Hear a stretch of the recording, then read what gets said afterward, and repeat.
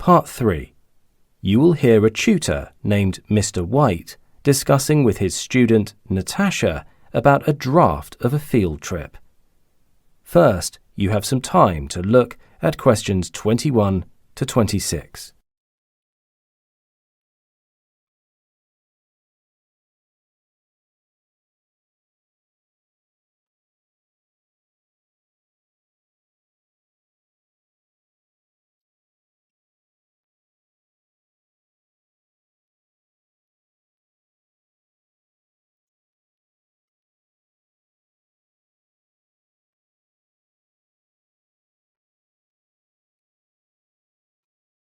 Now listen carefully and answer questions 21 to 26.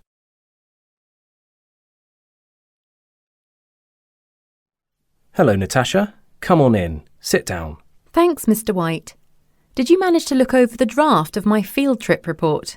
Yes, and I have a few observations and some things I would like to see revised. I see. Feedback is always appreciated, positive or negative. May I ask, what was your motivation in completing this report? If you want extra credit to go towards your final grade, I'm afraid it doesn't work like that. Not at all.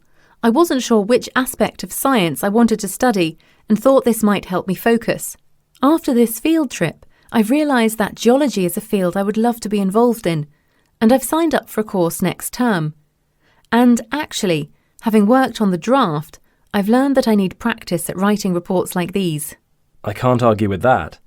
Geology is one of my favourite subjects too, but I don't advise using this report as a basis for any further assignments.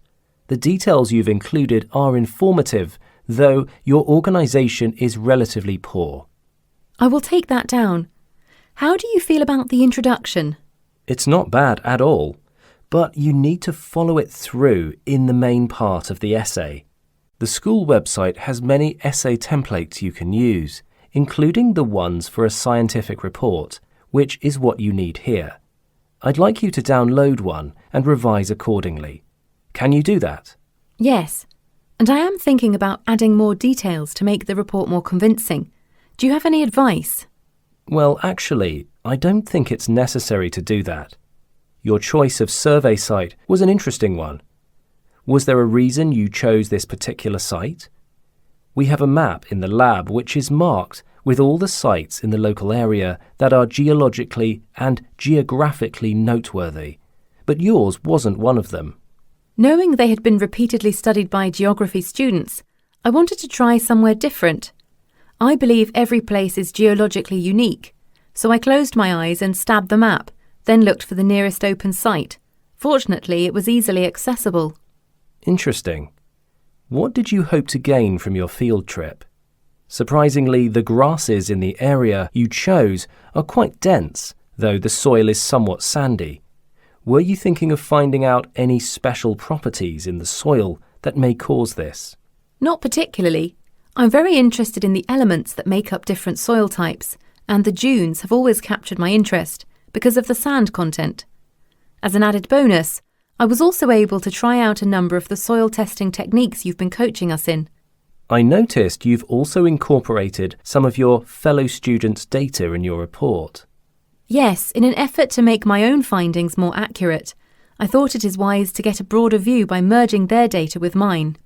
Good idea. Your report is reasonably comprehensive. Incorporating others' findings like this also enables you to compare your methods with other people's. Yes, I thought that would be beneficial. I note that you've included quite a detailed map of the site. How did you go about drawing that? I'm assuming you took photographs and used a graphics program. I took a satellite image with me to the viewing platform at the Dunes Visitor Centre. I can see the whole area from up there. Then I marked in the details I could see. Some of my classmates just copied the local map with tracing paper, but I didn't feel it was detailed enough. Before you hear the rest of the discussion, you have some time to look at questions 27 to 30.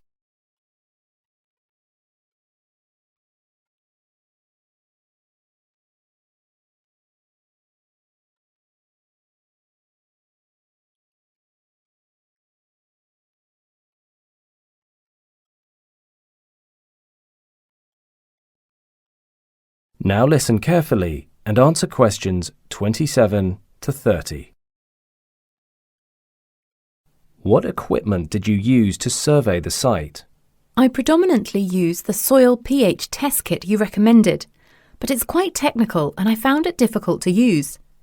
There were so many buttons and I didn't know which ones to click. It is somewhat complex since it's quite professional, but a bit of training would help. Now, your data collection sheet has some issues. I know it's a bit disorganised, isn't it? What should I do? Begin with the main topic, then put all the variables that you need in separate columns and use a fresh line for each sample. OK, I'll do that. I thought my literature review was good though, clear and comprehensive. It didn't really give a full picture, and you neglected some parts which are important. I recommend you gather a greater selection of materials. There are some excellent books and papers I can recommend to you on the subject. Oh, that would be very helpful.